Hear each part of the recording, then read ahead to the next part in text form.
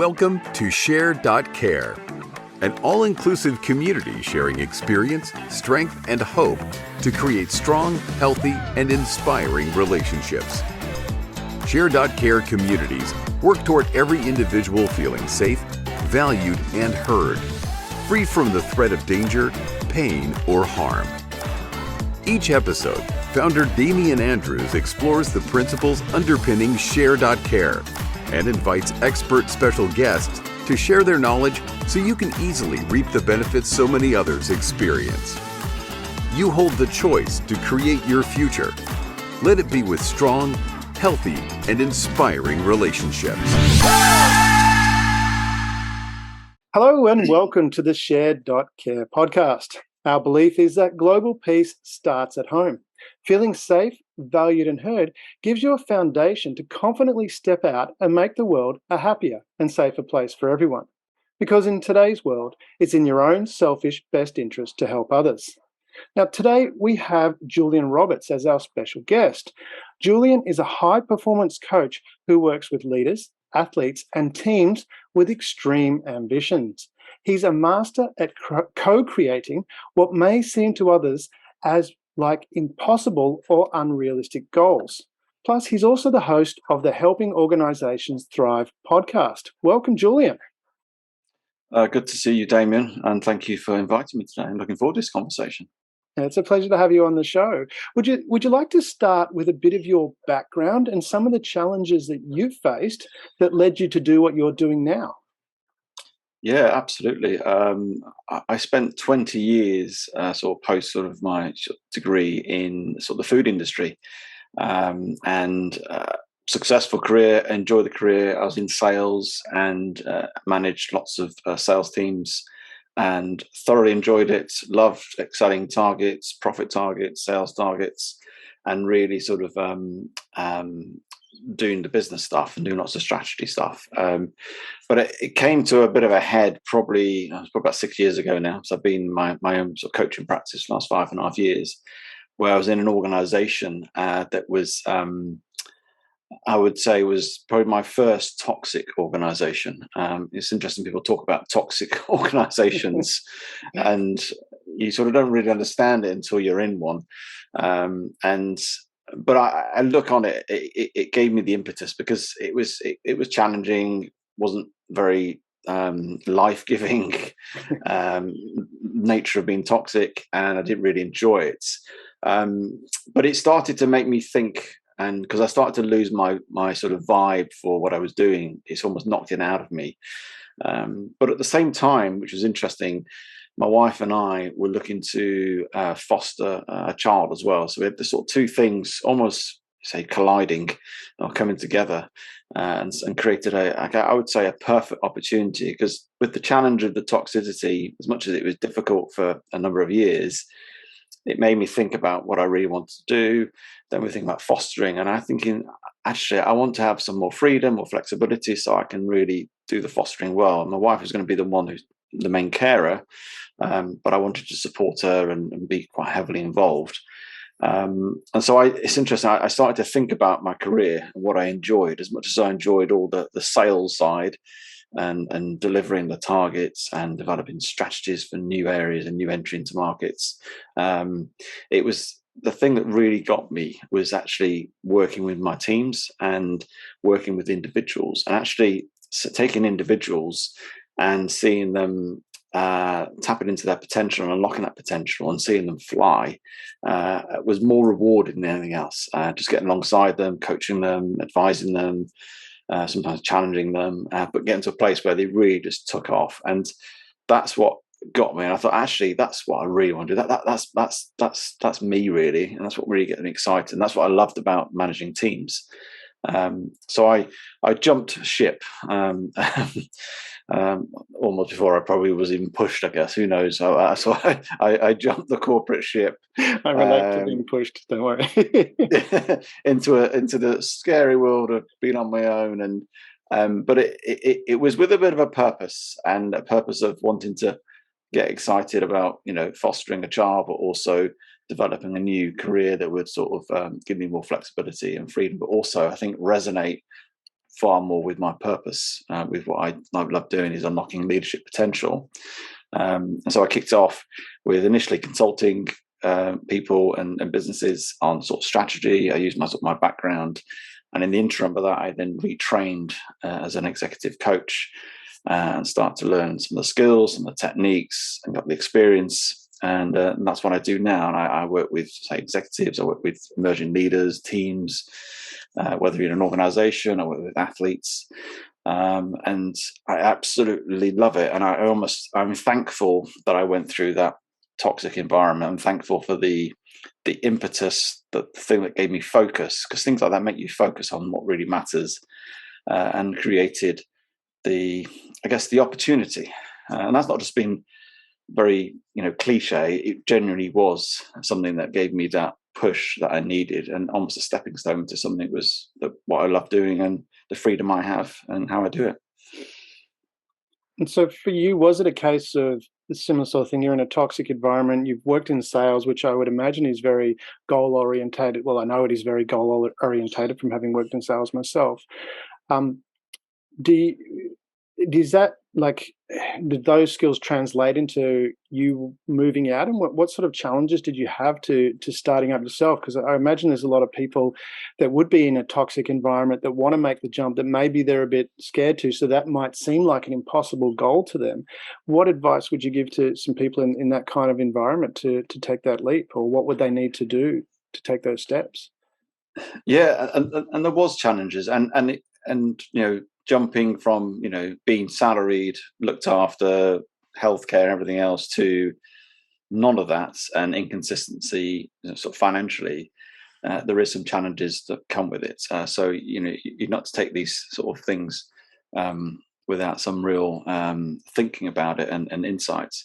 I think for me, the advice I would give myself, I guess, if I was going back there, is getting that clarity of my purpose. And it was that was the bit that I hold on to, really. It wasn't just about running away, because I don't believe you should run away from things. I think you should go towards something. And because I think running away has that image of you looking behind, and when you're looking behind running, you tend to fall over. And it's not really helpful. I know it's a very bad metaphor analogy, but That's a great analogy. I think it's very clear.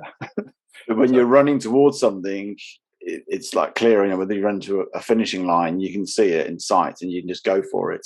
And so for me, it's and I do talk with executives who are doing transitions, and that's not just transition out of corporate, but transition into a new role or into greater opportunities in their business.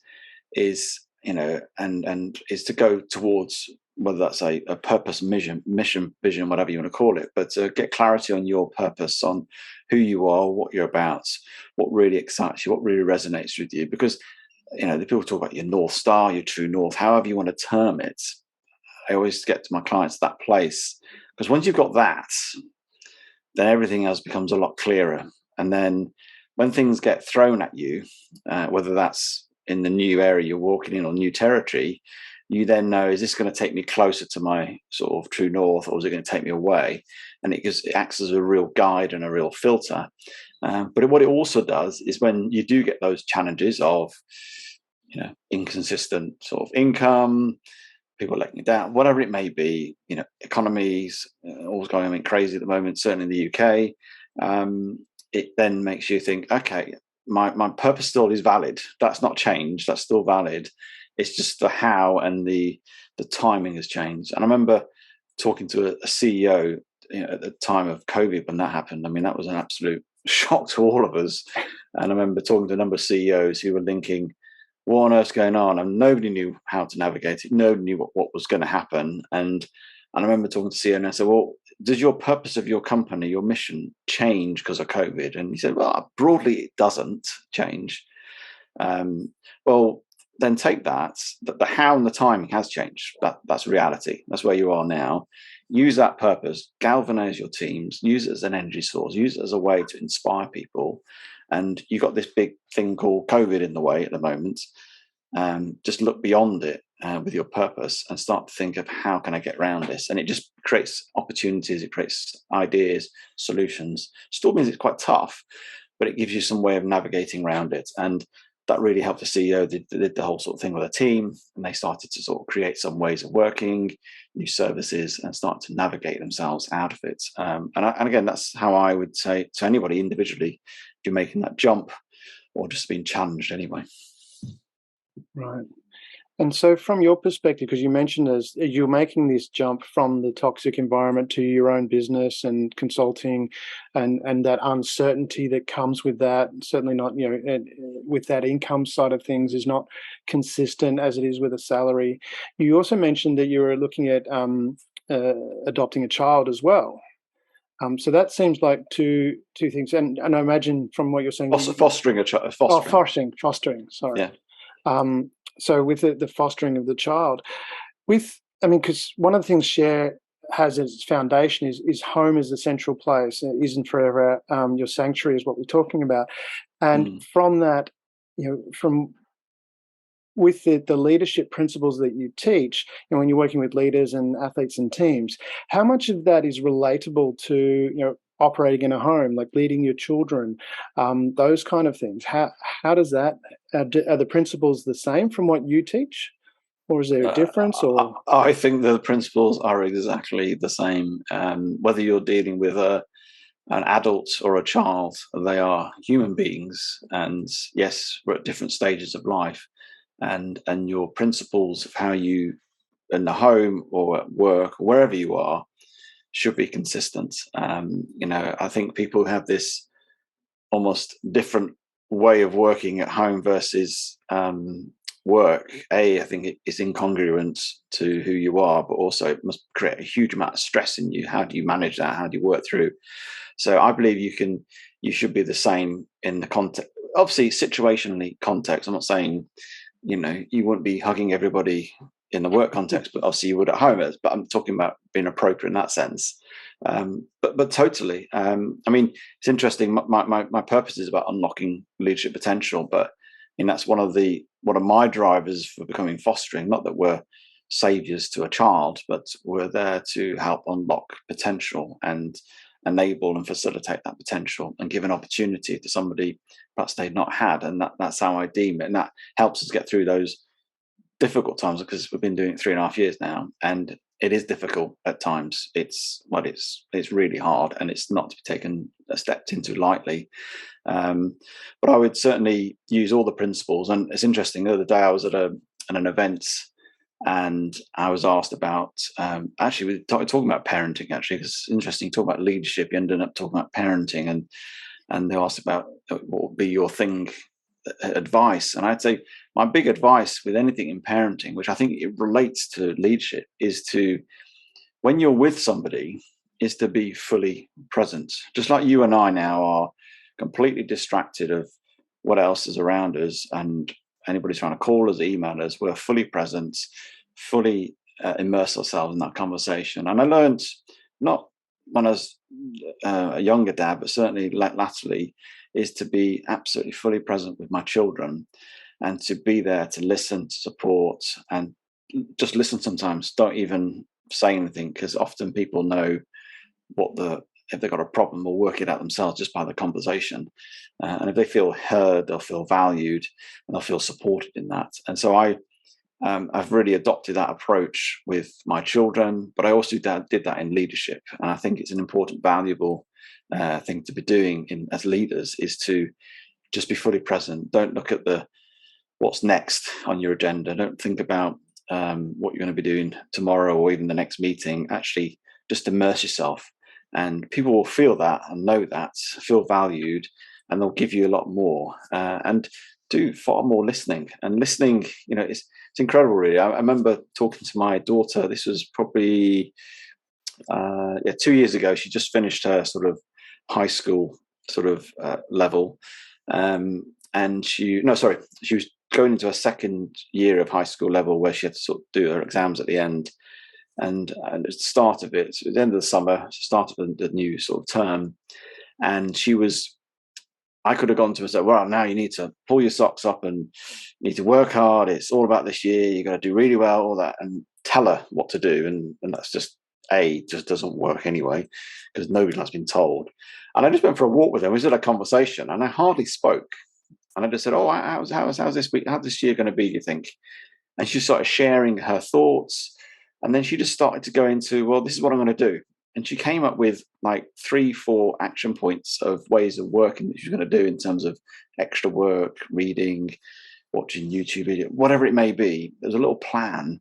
And at the end of it, it was interesting. I hardly said anything. He said, "Dad, have you been coaching me in that time?" Because yes, this. Because I said, "I've just been asking you questions." And she spoke and talked, and she came up with this plan herself, completely on her own, completely motivated, and she went off and did it. And it's that power of listening enables those sort of, I guess you call it results. Not that I saw it as a result, but enables that empowerment to really happen. And so, yeah, that would be the same context in a leadership point of view as well. So for someone to listen, because it's very common that people, when someone's talking, you'll be immediately thinking about what to say next, and I'm guilty of this now. As I'm listening to you, I'm starting to think, okay, what questions can I ask you next? No, that's fine. But it's one of those things where it's very common, and I know I used to do it a lot as well. Is when someone's talking, I'm immediately thinking of what to say next. What advice would you give to someone to actually train themselves out of that, to listen? What steps could they take so that they can just be more actively listening? Yeah, I mean, there's loads out there on the whole listening piece. I think for me, it all starts, and it's not about here's the 3, 4 steps how to do it, because you can go online and probably help you to find you do that.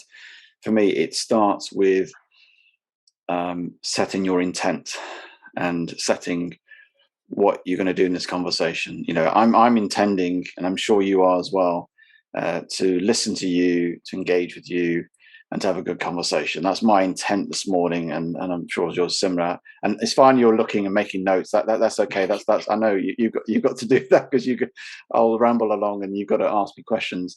But it's all about, when I engage, whether it's my child or somebody in a networking event or somebody in a work context, setting your intent to actually listen to this person. How can I help them? How can I get alongside them? How can I serve them? How can I, and really understand what they're trying to say? I think that's where it starts. And then it comes with, the next bit is all about being fully present and fully immerse yourself. And there's nothing wrong with writing notes. If somebody's talking to you and sharing with you, I do this with my clients. If I'm listening to a client share for 5-10 minutes, sometimes I can't remember everything, and I pick out obviously bits of patterns and what they're saying, and I might just write a word down. I'm still listening, but I'm just writing a word down. I'm not thinking what I'm going to say next. What I'm doing is just making a notes. Like, you're probably making a few notes, which is fine, and that's okay. But if you're fully present, you just immerse yourself and you let them talk and let them. If they feel they're listened to, they'll feel more comfortable and they'll share more. And they'll feel incredibly valued. So to me, they're the two things. Set your intent right, and that intent's not about what can I get out of this. It's more about how can I help this individual when I'm engaging with them. And then the other one is be fully present. And if you do the two of those things, yes, there's the whole eye contact, body language, those sort of factors we need to think about, making sure. Sometimes you repeat back to make sure you've heard something, everything else. But those we all know those ones. But I say two things: set the intent right and be fully present. And you can't go far wrong with that. Yeah, that's pretty sage advice there. And I'm all about, there's so many different complicated ways we can do things, and I think we overcomplicate it. But what you've just laid out there for the listeners to pay attention to is two key things that if you do that, you're really going to engage with people, which is have the intent to listen and to fully engage. You mentioned earlier, as you were talking about, when we're talking about the difference between leadership at home and leadership at work, and if you're trying to be different, that'd be incongruent. I mean, you talk on your website about the relationship between authentic leadership and team resilience. Do you want to explain a little bit about what that is and how that relates? What is authentic leadership and what is team resilience? Because again, I would suggest that relates both in a work environment as in a home environment as well. Like if you're a parent, there'd be the leadership position and needed to be authentic, and as a family, you would be a team. So can you talk to those 2 points, please? Yeah, sure. And you've probably got that from, I'm in the process of doing a thesis. I'm doing my master's in psychology, and I'm actually trying to understand, is there a correlation between authentic leadership and team resilience? So I'm halfway through my analysis on that. My gut feel thinks there is, and there's element, but I'm going to absolutely hone it a little bit more and what the impact is, being authentic in terms of how that impacts team resilience. Because I think it's interesting, team resilience, or resilience in itself, is that there's been lots of talk, certainly in the last number of years, about sort of personal resilience and how we get through things and everything else. And I think often people just think it's all about grit and determination, and it's far from that. For me, resilience is, yes, there's the falling down and getting back up, but before you get back up, what did you learn from that aspect of things? Yeah. And there's also this little misnomer that you get a lot of individual high resilient people together, it will create a resilient team. Again, that doesn't correlate.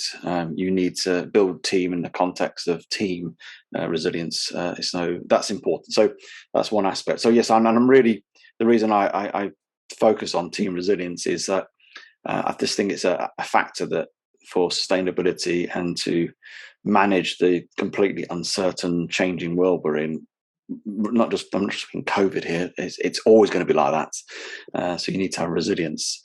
So yeah, with authentic leadership, I believe the reason that, authentic leadership, and there's obviously lots of definitions out there, but it's for me about it's not just about being yourself and that's it, simple as that. It's far deeper than that. It's more about, yes, being very self-aware, yes, being having that sort of internal moral compass, which you make it very transparent who you are, and that your values, and you're more value driven, and that's what you say you do, as in you're not saying something and doing something completely else. That's your authenticity.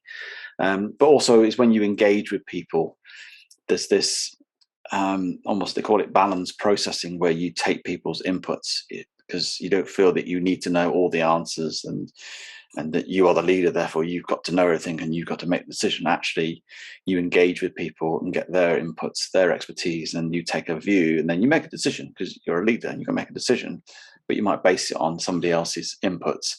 So that's, to me, authentic leadership. And I think the reason why, I guess, authentic leadership really sort of does impact team resilience, and I'll get more once I've done my thesis on this, is that it sort of helps people really become more empowered as well. And I think empowerment is a helpful tool, and collaboration is a helpful tool in developing that sort of team resilience within the context. But it's also, and it's one of the building blocks I talk about in team resilience, is this sort of psychological safety, where people feel they can, suggest new ideas, they can challenge it respectfully, they can make a mistake and fail, and it's okay as long as we're learning from it, and they can push the boundaries.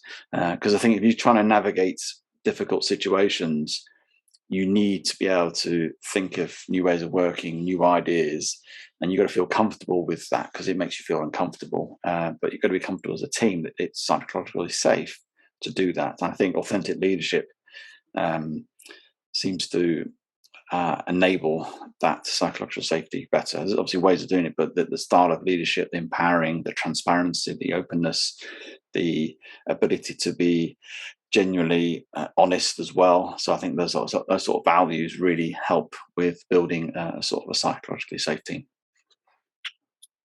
And I would imagine, like, this authentic leadership and having that team resilience, because what you work in is setting impossible, or what seem like impossible and unrealistic goals. And I would imagine from two aspects, like from others, if you're the team leader, setting these goals that are up here, there'd have to be some sort of strong authentic leadership and resilience to be able to keep moving forward to that. But also too, is there a connection to your own resilience to go, okay, I can actually achieve that? How does someone go from not, maybe not having set any realistic goals or any real goals to then setting the impossible and unrealistic goals and keeping, having that resilience to keep pushing forward? How do you guide someone through that? I think a lot of it is people believing in you as well. I mean, a lot with my clients is, I don't push people to a point of stretch that like it snaps. I always believe some people slightly undercook themselves, and as a bit of a defense mechanism, and I try and, through judgment with a client, I don't always get it right, ascertain what that is. And so I might sort of, I had a client who was looking to build a business to 50 million in 10 years, which is from almost zero, is a sizable goal. And we went through a process, and it wasn't me, I think you should do more. It was a process that started to open up ideas and inspiration. So it wasn't done by me saying, I think you should do more than that, and pointing the finger and pushing. It was more about just turning their eyes to other opportunities, enlighten them more, open their eyes a bit more. And what happened, they by themselves then went to 100 million. And I was a little bit shocked myself, actually. I thought, okay, interesting. And I challenged, was that too much? And they came back and they completely then logically worked it through. And then that became and so it wasn't just me challenge, although I do challenge as well, but it was more about me just giving a different perspective that then opened up their eyes to actually there is far more. And I guess that's what I try and do. And it's interesting, we talk about goals and outcomes, and they are important, but in some ways they're not important. They sort of give you a bit of a direction. And I think that's, for me, it's more the direction piece. And it's more the process of what you go through. Because if you put your life on just outcomes and goals, then you can get very disappointed, and it's not always very motivating at times. Or you hit a goal and you're elated for a day, you've achieved it, and you go, oh, what next? I'm not saying we shouldn't set things, but it goes back to the bigger picture, which the purpose bit is more life giving.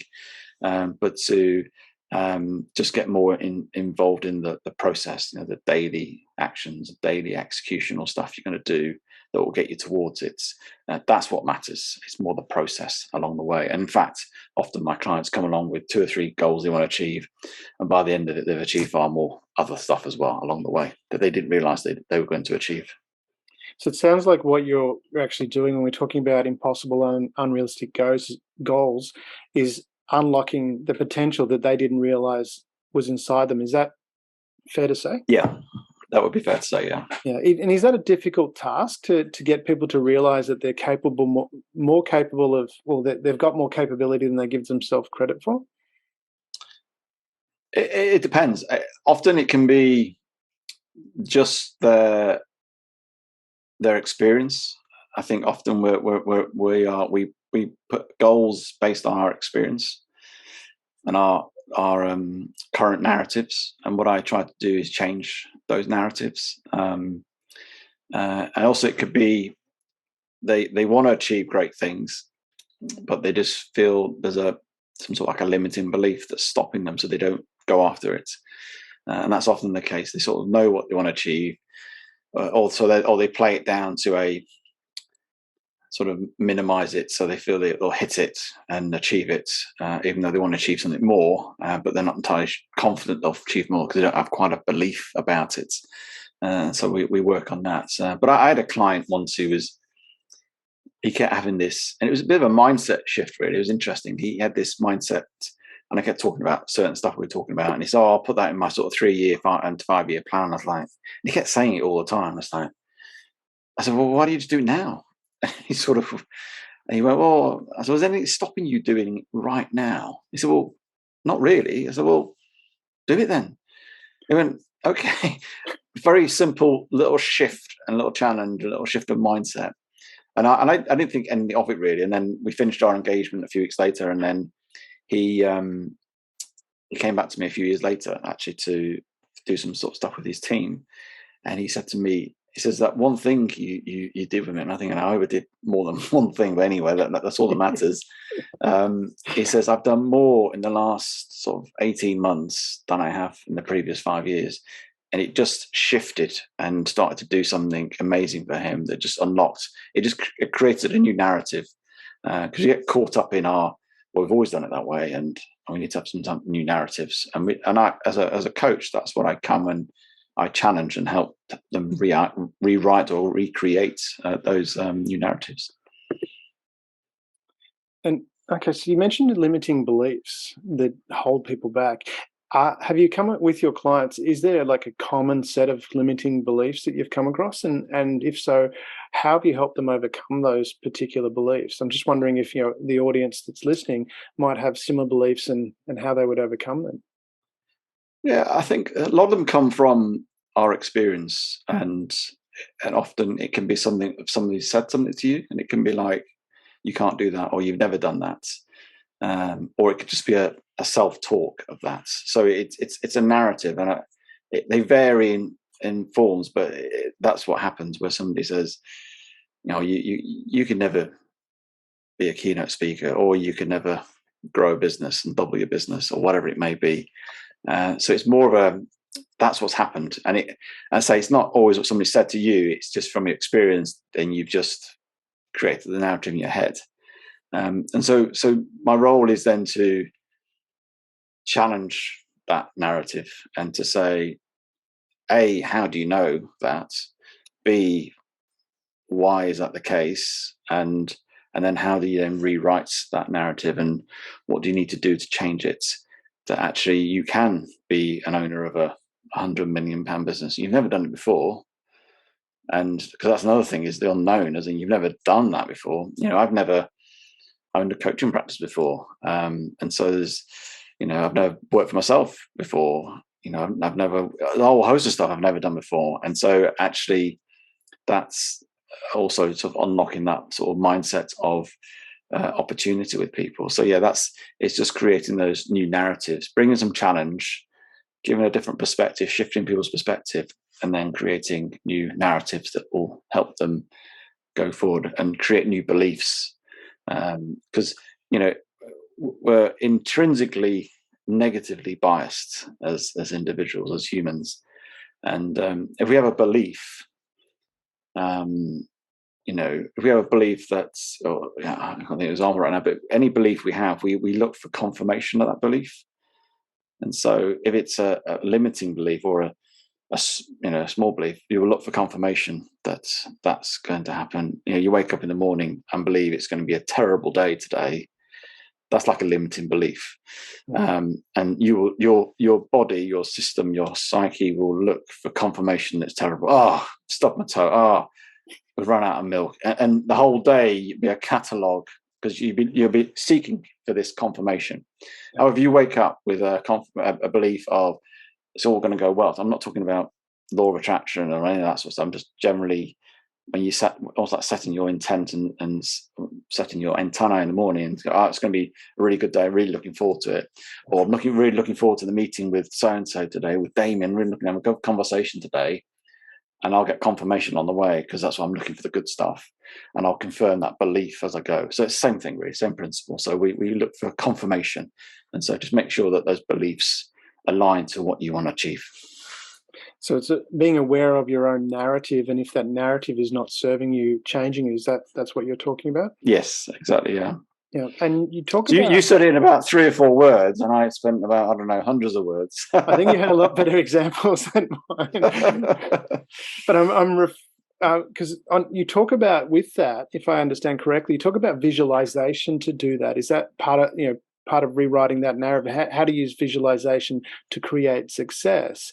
When you talk about what is visualization, why visualization is important, and how does it work? Do you want to talk through that topic of visualization and those 3 points, and just explain that? Yeah, sure. I mean, visualization, we know a lot of elite athletes will do this, but it's not just for elite athletes. More and more business people are looking at, and it's an interesting one because I think people forget how powerful visualizing something, and it's not just the visualization at the end of a race or visualizing goals, and they're important, but there's also and I thought why it works, why visualization does work is we have a part of our brain, the midbrain, called it's called the RAS, the reticular activating system, and it's basically a filter.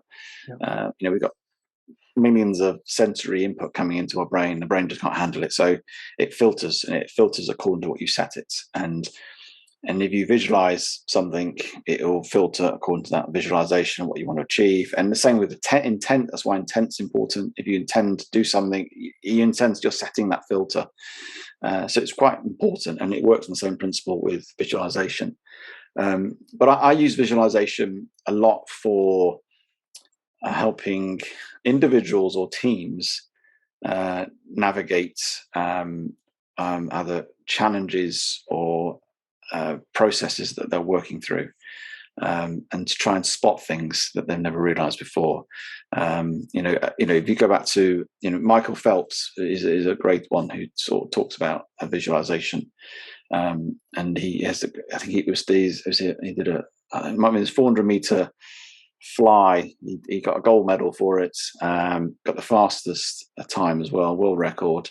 But people didn't realize in the last sort of quarter of the actual race, his goggles were filled up with water, so he couldn't actually see where he was going, and yet he still managed to achieve a gold medal and a world record, which is like, how on earth did you do that?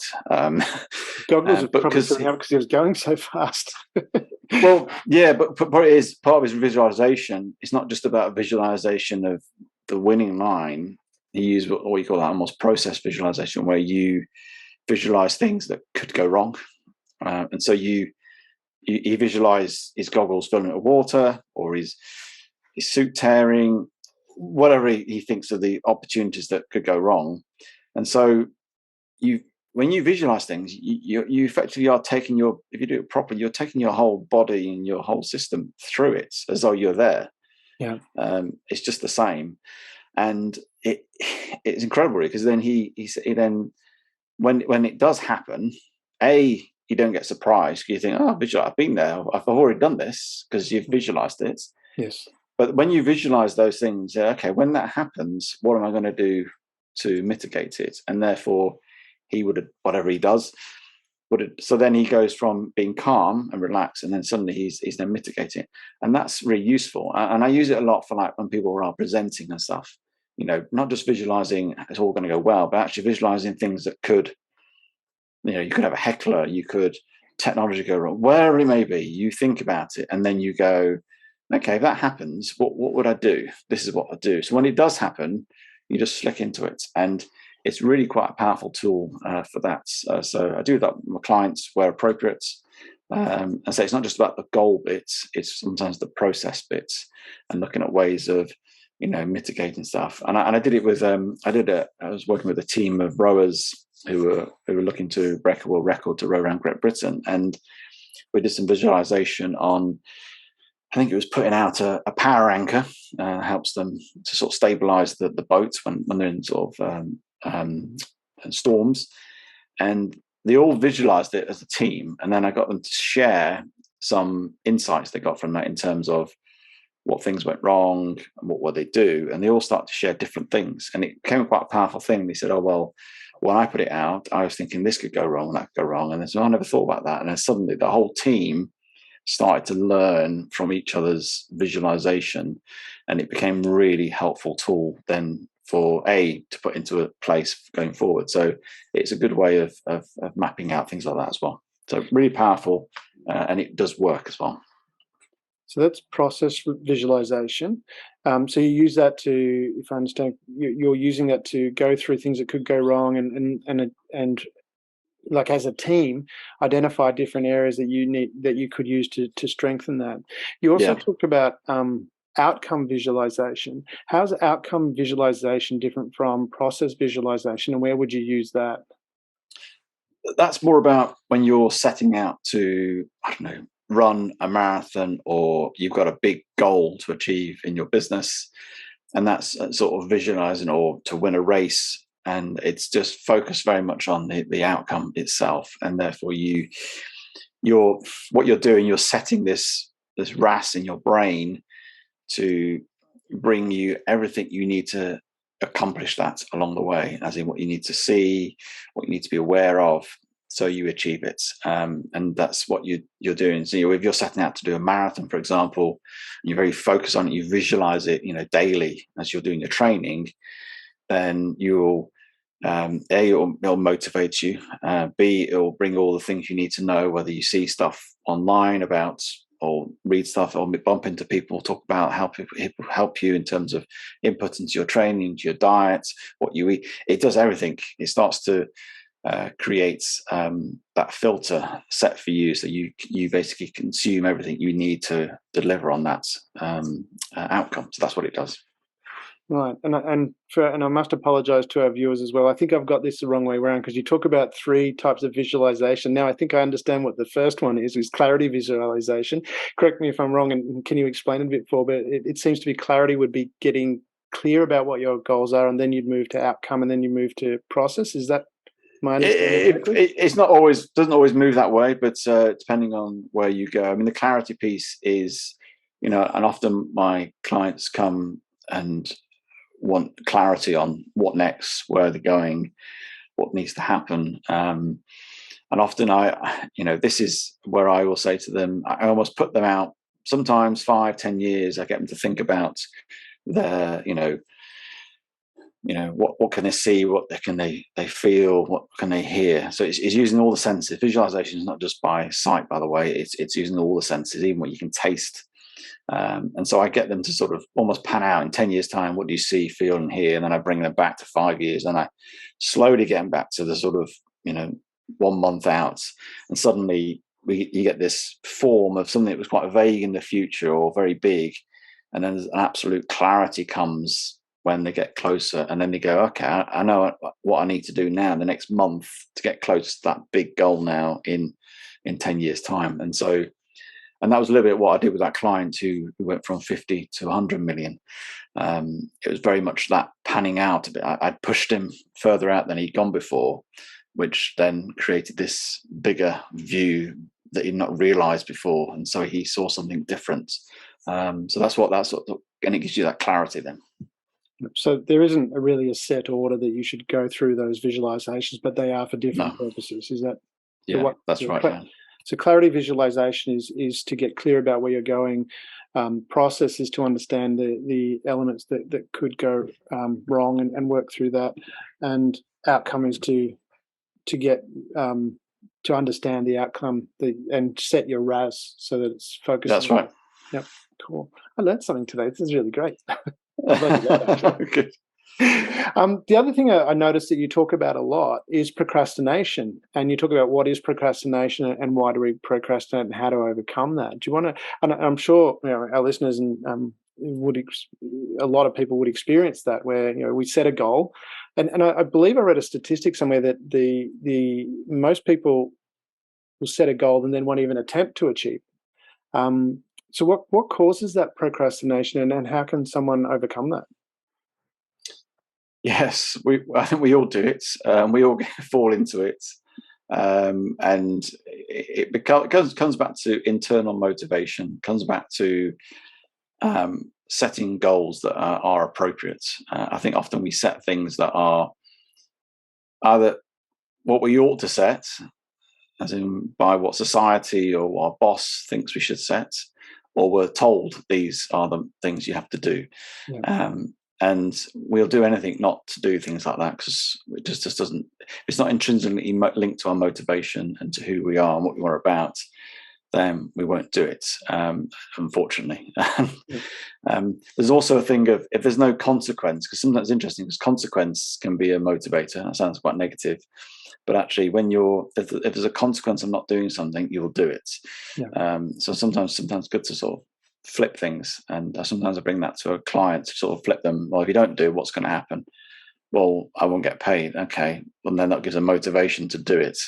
So that's one way. But for me, it goes back to, getting back to this purpose piece. It's getting back to ensuring that you encapsulate and put anything in place for a goal into purpose. Know your purpose, your big thing, your why, whatever you want to call it. And then if a goal's linked to that, then it's intrinsically linked to energy, motivation, because it will get you closer to your purpose. And that's, for me, is one of the steps of creating that sort of motivation and going against sort of procrastination. Because I think often people, they're not aligned to that. And it goes back to a business as well. Make sure, if you've got a purpose as a business, that everything that anybody's doing, role, their objectives, it's all linked to that, because then people feel part of something bigger. And that's the important thing, is making sure that the goal you're going to do of, phone these people, it's not just to transactionally get more money or have a conversation. It's actually to be get me closer to my goal of doing what XYZ. I go to networking events not to sell my wares, not to so I can make lots of business contacts. I go there to help people, and to inspire people, have impact, trying to unlock people's potential. That's my motive. And so when I have conversation, that's what I end up talking about. And then they go, "Oh, what do you do?" "Oh, I do this," and I may get into conversation, and they might want to employ me. But I don't go there just to win new business, because that's quite very short term, very transactional. It's actually, I go for a bigger purpose, and people will feel that. And that motivates me as well when I'm there, thinking when I go away, actually, I got close to my purpose today. I didn't win clients, I didn't win any business, but that's not what it's all about. It's more than that. It's far more than that. It's me having an impact and unlocking people's potential. If I had a conversation and unlocked the little shift in somebody's mindset, I got closer to my purpose, impacting people. And so the purpose seems to be like that big driving factor to overcoming purpose in a stick, by the sounds of it, and knowing the consequence of not doing it, but also working toward being clear about your purpose and coming to the four key areas that you help people. We talked about clarity of vision and knowing your values, which relates to the purpose. How does someone find their values? What can they do, or how do they identify what their values might be if they don't know them? Yes, it can be quite a challenge sometimes. And I think it's often just, taking some time out to find out what really matters to you and what resonates with you, and do that in a context of whether that's going for a walk, sitting at a beach, whatever it is, where you think, reflect, and starting to, I guess, think about what you like in terms of your values. What are those? Integrity, how you care for people, whatever it may be. Just start writing words down and things that come to your mind. Don't get too caught up on the list. Just I think just write a whole thing, load things down, and then think about the people that you have good relationships with, and have long-standing relationships and deep relationships with, and think about what do you think their values are? Because often we tend to attract similar type of people with us. In terms of talking about deep relationships, not always, but there'll be elements. Oh, yeah, they're really quite helpful, aren't they? And they've got real kindness about them, and so just 5 or 6 people, write down what you think their values are, and then you could then ask those people close to you, those are sort of close advisors or somebody slightly outside of that, to think, what do they think your values could be? What behaviors are you displaying that are observing that could be your values? And so you end up with almost like 3 sort of lists of words, phrases, and then you'll start to see some patterns and start to see some things that resonate with you more, and that starts to create that form of your values, because they're there. You just need to become explicit rather than being implicit. So that's quite a helpful exercise, and that can be, and just take your time and just mull over things, and let things pop up and think, oh yeah, that I really, integrity is really important to me, and I like those people around me who've got a lot of integrity, and people might say, yeah, I think you've got a lot of integrity, and so that starts to then create a pattern. Think, okay, that's one of my values. Yeah. Wow.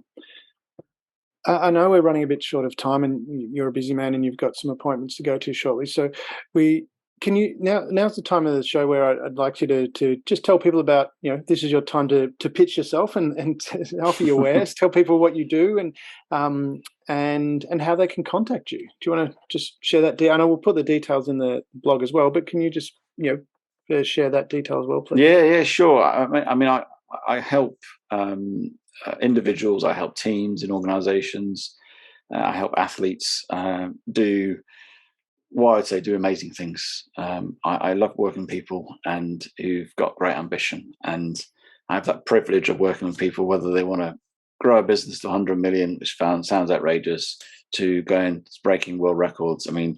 And things in between that as well. So wonderful privilege of doing that. I have an approach which is very focused on gaining clarity of your sense of purpose, hence why you probably heard me saying a lot about clarity and a lot about purpose, which is vital to setting where you need to go, what you're about. I help people really dial up that sort of self-awareness, because I think if you're going to have impact, you've got to know who you are and how you act and impact other people around you. And then finally, it's then knocking down those limiting beliefs. And with what I do is that's what I help smash down, because I think people generally know what they want to do. They sort of know how to get there, but it's a limiting belief that stops them actually acting upon that.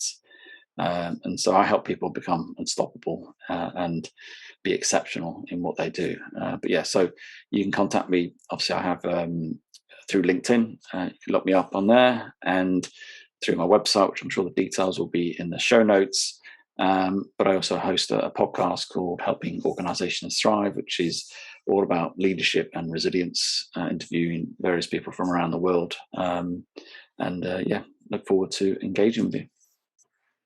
Beautiful. Yes, and we'll put all those details in the show notes for this podcast.